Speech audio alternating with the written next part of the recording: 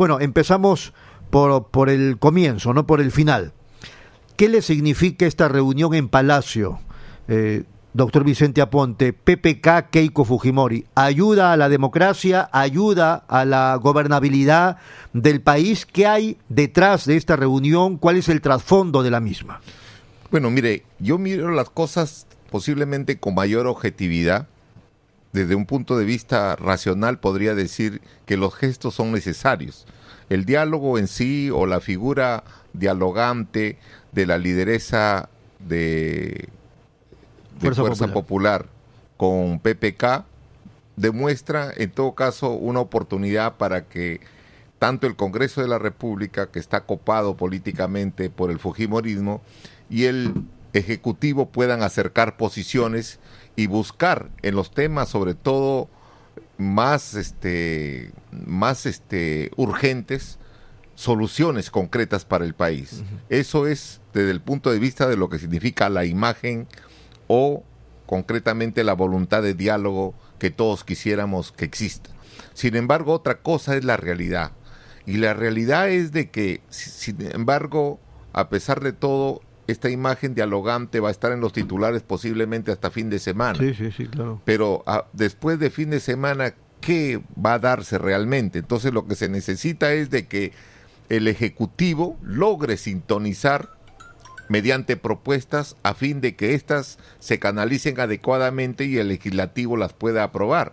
Porque hay una serie de temas puntuales. Por ejemplo, se habla de darle mayor fortaleza a la Contraloría General de la República, se habla de la necesidad de crear una autoridad autónoma para el tema del transporte y no sigan ocurriendo los accidentes que todos los días se comentan por los medios de comunicación. Sí. Se habla de la necesidad inclusive de reformar los sistemas de control, pasando por lo que es la Contraloría, el tema inclusive de lo que significa la recaudación tributaria, SUNAT concretamente, se habla de Indecopi, se habla incluso de la SUNAFIL, que es la que tiene que ver con los problemas laborales. Se plantea también la necesidad de algunas iniciativas de carácter legislativo para atraer las inversiones, pero lo concreto es de que el país necesita en primer lugar estabilidad política. Para empezar. Y no tenemos estabilidad política, no porque somos una sociedad confrontacional y tenemos una clase política confrontacional. Déjeme decirle algo antes de que siga. Siento cuando lo escucho que hemos perdido todo un año. Claro, hemos perdido todo un año y realmente lo que no se quiere es que se pierda mucho más tiempo.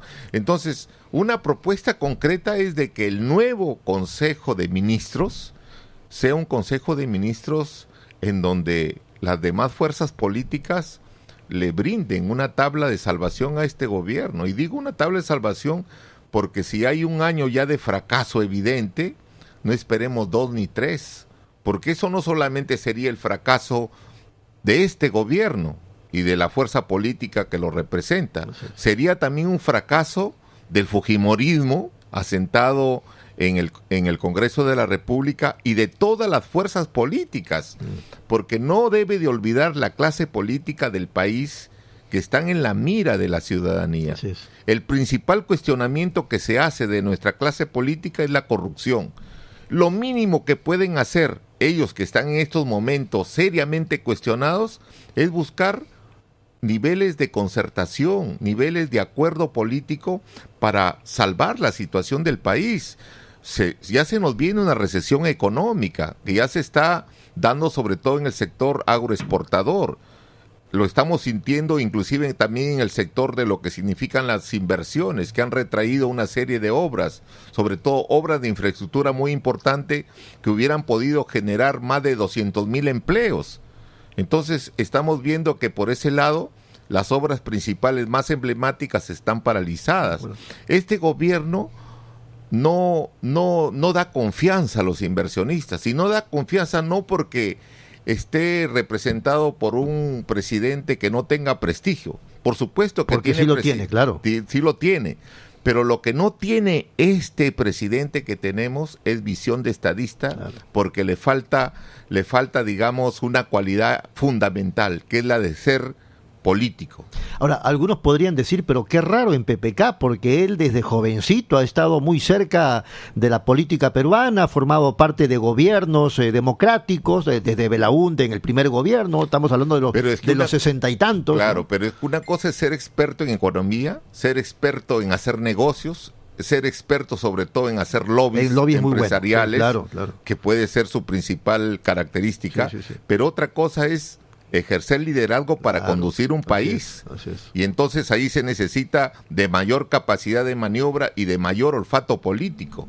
Y eso es lo que le está haciendo falta precisamente al país en la figura de PPK. Bueno, ahora, esto ya no solamente le hace daño al gobierno, sino también al sistema, y eso debiera motivar, como decía usted, la preocupación de la propia Keiko Fujimori, que maneja el otro poder del Estado.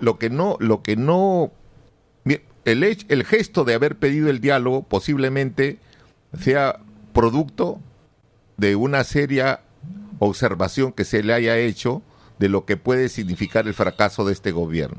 Si este gobierno fracasa, la mayor responsabilidad se la van a achacar al fujimorismo. Claro. ¿Y saben por qué? Porque en el ciudadano común y sobre todo en los sectores de mayor oposición al régimen está el que el fujimorismo es el principal obstáculo para que este gobierno logre dar bríos o pueda generar confianza o muestre resultados. Lo cual tampoco no es tan cierto, pero la percepción de la ciudadanía lo ve así. Claro. Entonces, ¿qué debiera de hacer el fujimorismo? Mostrar, pues, digamos, una mayor capacidad dialogante con el Ejecutivo, ser mucho más propositivo. Así es. Y sobre todo, dejar de lado la soberbia política. A diferencia de la primera reunión, a Keiko ya no se le ha notado arisca, sino más abierta, incluso ha dicho el presidente de la República, Pedro Pablo Kuczynski, ¿no? Lo que ella tiene que Por eso todos los analistas dicen en estos días, Keiko ya aceptó la derrota. Pero es que es obvio. Claro. Aún así sea cuestionable la derrota, ella tiene que entender que ella no es la presidenta de la República. Así es. Porque inclusive ella habló de que no nos vamos a reunir en representación de los poderes del Estado, sino como líderes políticos. Es cierto, ella no es un poder del Estado. Claro. El que el fujimorismo tenga copado el poder legislativo es otra cosa, muy distinta, pero el poder del Estado el legislativo no representa al fujimorismo, representa a todas las fuerzas políticas en las que el fujimorismo es mayoría. Aunque quizá esto sea anecdótico, la pregunta que algunos podrían hacerse es, ¿y quién la hizo reaccionar a Keiko? ¿Quién la aconsejó o quién la movió? Y algunos dicen Kenji. Kenji con su actitud protagónica la motivó a decir, no, aquí estoy empezando ya a ser invisible, él está tomando el protagonismo, yo voy a pedir la reunión con Pedro Pablo, él sale con la primera dama, sale con Pedro Pablo, sale con el ministro del Interior, sale con el gobierno vinculado, ¿ah? Entonces yo voy a hacer eso. Yo creo que es el papá, a través del hijo, la que la ha hecho reaccionar. Yo creo que es el papá. Yo no creo que esa sea una simple iniciativa o una simple cualidad expresada por Kenji Fujimori. Estas habilidades en materia política, que tienen un impacto sobre todo en marketing político, tienen que tener un artífice, y ese artífice es Alberto Fujimori. Que sería el principal asesor de Kenji. Por supuesto, el principal asesor de Kenji, y quien le está diciendo, en todo caso, a su hija, ya pues pisa tierra. Así es. Y obviamente pisa tierra significa, llega a un acuerdo político, porque de por medio está también mi supervivencia, está mi vida, que ya se me acaba. Y el tema del indulto, si bien es cierto, no es un tema que se haya planteado en el diálogo, sí es una motivación sobre todo para acercar posiciones con el régimen. Claro. Ahora, sin embargo, hay que reconocerle también a Kenji algunas capacidades. Bueno, sí, tiene capacidad, sobre todo, es carismático, de lograr atraer, cae simpático, claro, ¿no? Y dice es el congresista más votado. Claro, y lo que dice, por lo menos yo lo percibo así, y también doctora su hermana Ponte, fue la congresista más votada. En su momento, claro. Y eso es algo que debiera de observar sobre todo nuestra vieja clase política y que debieran de observar todos los políticos del país. ¿Cómo es posible que en esta época de modernidad, en esta época de redes sociales y de todo lo que significan adelantes científicos, tecnológicos y todo lo demás, en la que se habla inclusive de nuevos conocimientos, cómo es que un clan familiar porque el fujimorismo es un clan familiar. Por supuesto, el fujimorismo no es dinastía. una ideología, no es una filosofía, nunca no lo es fue. no es ni siquiera una propuesta política coherente, asentada en valores y principios. Es un clan, o como dicen algunos, es Pero una sin banda. embargo es un clan familiar que está teniendo mucho éxito en la política y sobre todo Pero ha que le fracasado está a veces, marcando la pauta Ha fracasado a la a vieja veces. clase política. Ha El que fracasado haya a veces. fracasado en llegar a la presidencia no significa que hayan fracasado políticamente, porque controlan el Congreso de la República Así es. y son una fuerza que ha obligado al propio gobierno a buscar también acercamiento político con el fujimorismo, porque de por medio está el país. Ahora, Y su lo que fuerza radica en el liderazgo que en su momento tuvo el padre. Claro, por No, supuesto. no es por Keiko ni por supuesto. Kenji, O sea, ¿no?